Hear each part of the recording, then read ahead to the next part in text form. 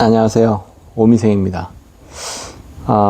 오늘은 미국 건축 시장, 크게는 건설 시장의 제도의 문화에 관한 이야기를 계속 할 건데요.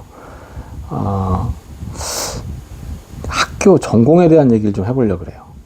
학교 전공이 보통은 이제 우리 같은 경우 건설 계통이다 그러면 크게 토목공학과 건축공학을 얘기를 하는데, 미국에서는 조금 얘기가 틀려요. 왜냐하면 우리는 건축공학이라고 하죠. 요즘은 이제 한국도 건축학과라고 해서 5년제가 생겼는데, 한국의 건설 문화는 사실은 미국보다는 일본의 영향을 많이 받지 않았나 싶어요. 그래서 그런지 현장에서 쓰는 용어들이 일본 용어들이 많은 건 당연한 거고, 아직도. 그 밖에도 이제 행정관청이라든가 이런 데 어떤 니즈가 토목과 건축을 이렇게 구분해서 사용하잖아요. 영어로 번역하자면 시빌 엔지니어링하고 아키텍처럴 엔지니어링인데, 미국에 와보니까 시빌 엔지니어링에서 사실은 빌딩을 같이 하는 거예요.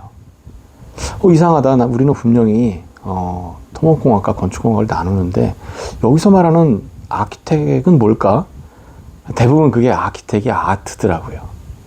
물론 아키텍처럴 엔지니어링이 없는 건 아니에요. 캘리포니아에도 캘폴리라든가 또 텍사스 어스틴 이런 데 몇 군데는 건축공학이라고 하는 전공이 있긴 한데, 대부분 통념상 미국에서는 건축이다 그러면 아트 쪽의 디자인을 얘기를 많이 하고, 보통 시빌 엔지니어링을 전공했다 그러면 대부분이 다 빌딩 컨스트럭션도 할 줄 알고, 시빌 월크라 그러죠. 이제 우리가 한국에서 말하는 토목공학에 관련된 토목 교량이라든가 댐, 포장, 도로, 항만, 공학 이런 것도 할 줄 아는 그런 것들 총칭해서 시빌 엔지니어링이라고 그렇게 얘기를 하더라고요.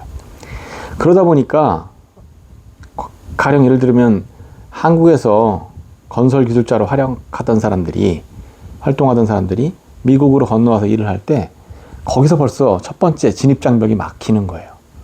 갑자기 토목만 하던 사람이 미국에 왔는데 취업을 했는데, 너 가서 하이라이징 빌딩 현장 감독이라든가 현장 소장을 해봐라.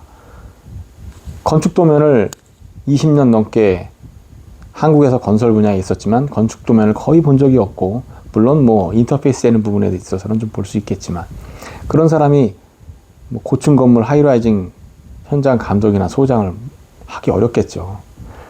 그런 부분에서의 어떤 그런 한국에서의 건축공학, 토목공학에 대한 구분의 장벽이 좀 달라져야 되지 않나 싶어요. 일본의 영향권에서 좀 벗어났으면 좋겠는데, 그러자니 아까 말씀드렸던 행정관청에 관한 어떤 그런 구분 방법도 개선돼야 되겠고, 또 학교에서 가르치시는 교수님들이나 또는 실제 회사에서 건축과 토목과로 이렇게 나누어서 구분해서 이제 그 파트들이, 부서들이 나눠져 있는 부분들도 또 개선이 돼야 되겠고, 여러 가지로 손을 많이 봐야지 되지 않을까. 굳이 한국을 바꿀 필요는 없다고 생각해요. 그렇다고 만약에 미국으로 진출하고자 한다면 미국 시장하고의 어떤 그런 차이점이 있다라는 부분을 말씀드리는 거고, 또 하나 이제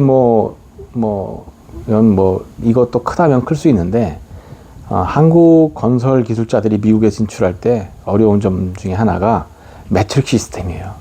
한국에서는 미터, 킬로미터, 센티미터 또는 킬로그램, 톤 이런 단위를 MKS 단위를 사용하지만, 미국은 아직도 인치, 피트, 야드, 헥타르 또는 무게에 있어서는 파운드, 온스 이런 걸 사용하니까 벌써 책이라든가 현장에서 쓰는 어떤 그 매트릭 시스템이 완전히 틀려서 이거를 그때그때 환산할 수가 없어요. 바로바로 감으로 와야 되는데, 그렇게 현장에서 빨리빨리 반응하기에는 시간이, 우리가 살아온 어떤 문화가 다르기 때문에 시간이 굉장히 오래 걸려요. 너무 헷갈리고요. 그런 것들을 단순히 책에서 배운다고 바로바로 우리가 써먹을 수 있는 건 아니더라고요. 그런 부분들에 대한 연습이 돼야 되지 않나 싶어요. 이런 것들을 어떻게 연습해야 될까? 저도 사실 그런 시행착오를 겪고 있는 과정이고 많이 익숙해지긴 했지만 참 어려운 부분 중에 하나더라고요. 자, 하여튼 이런 짧게 아마 제 경험을 말씀드렸습니다. 자, 그럼 편안한 시간 되십시오. 시청해 주셔서 감사합니다. 고맙습니다.